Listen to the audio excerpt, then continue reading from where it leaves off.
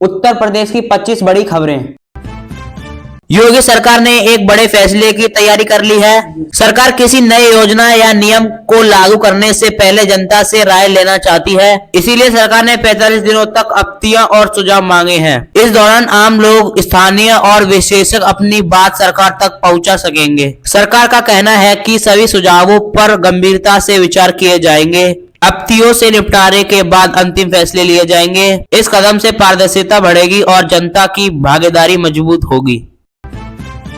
महाराष्ट्र नगर निगम चुनाव को लेकर चुनावी आयोग ने नई व्यवस्था तय की है। इस बार सभी वोटों की मतगणना एक साथ नहीं होगी। एक समय पर सिर्फ एक ही वोट की मतगणना की जाएगी। इस प्रक्रिया से मतगणना में ज्यादा समय लग सकता है। इस वजह से चुनाव के नतीजे देर से आने की संभावना है। अधिकारियों का कहना है कि इससे गिनतियों की पारदर्शिता बनी रहेगी। हालांकि राजनीतिक दलों और जनता को नतीजों के इंतजार करने पड़ेंगे।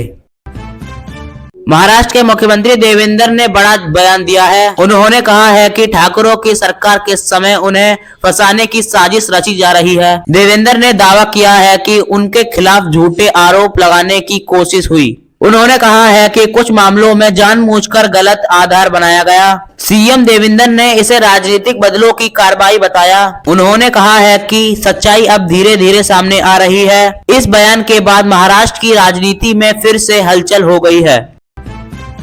लंदन में ईरान से जुड़े एक बड़ा प्रतीकात्मक बदलाव देखा गया है। वहां ईरान का मौजूदा इस्लामिक झंडा हटाकर पुराने शेर सूरज वाला झंडा लगाया गया। इस्लामिक झंडा 1979 के इस्लामिक क्रांति के बाद अपनाया गया था। इस झंडे से इस्लामिक चिन्ह और धार्मिक संदेश दिखते हैं। वहीं शेर सूरज वाला झंडा ईरान की पुरानी राजशाही और ऐतिहासिक पहचान से जुड़ा है। इसमें शेर ताकत का और सूरज गौरव का प्रतीक माना जाता है। इस बदलाव को ईरान की वर्तमान सरकार ने विरोध के रूप में देखा जा रहा है।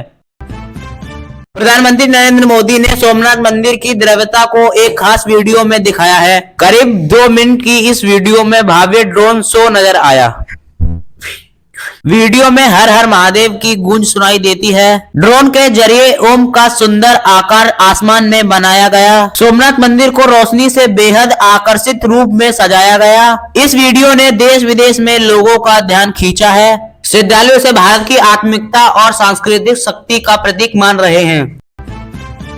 ईरान में सरकार के खिलाफ हो रहे प्रदर्शनों पर हालात और गंभीर हो रही है। खामेनेई शासन ने प्रदर्शनकारियों को कड़ी चेतावनी दी। सरकार ने फांसी जैसे सख्त सजा की धमकी भी दी है। अब तक इस प्रदर्शन में 116 लोगों की मौत होने की खबर आई है। सुरक्षा बलों पर प्रदर्शनकारियों पर सख्ती बरतने के आरोप लगाए हैं। मानवाधिकार संगठनों ने इस पर चिंता जताई है। ईरान में हालात को लेकर अंतर्राष्ट्रीय स्तर पर भी दबाव बढ़ रहा है।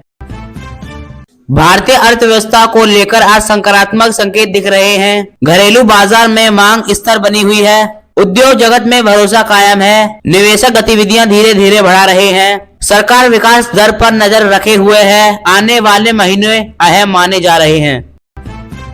देश में आज स्वच्छता अभियान को लेकर गतिविधियां बढ़ रही है। शहरी और ग्रामीण इलाकों में जागरूकता कार्यक्रम चल रहा है। स्थानीय प्रशासन लोगों को जोड़ने की कोशिश कर रहा है। साफ सफाई पर विशेष ध्यान दिया जा रहा है। नागरिकों की भागीदारी बढ़ रही है। अभियान को सकारात्मक प्रतिक्रिया मिल रही है।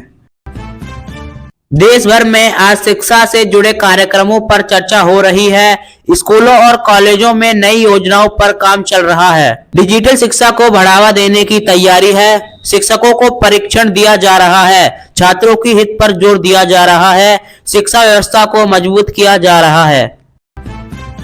महिलाओं की सशक्तिकरण को लेकर आज कई कार्यक्रम आयोजित हो रहे हैं। सरकारी योजनाओं की जानकारी दी जा रही है। महिलाओं को आत्मनिर्भर बनाने पर जोर है। स्वयं सहायता समूह सक्रिय नजर आ रहा है। रोजगार के अवसर बढ़ने की कोशिश है। समाज में सकारात्मक बदलाव की उम्मीद है।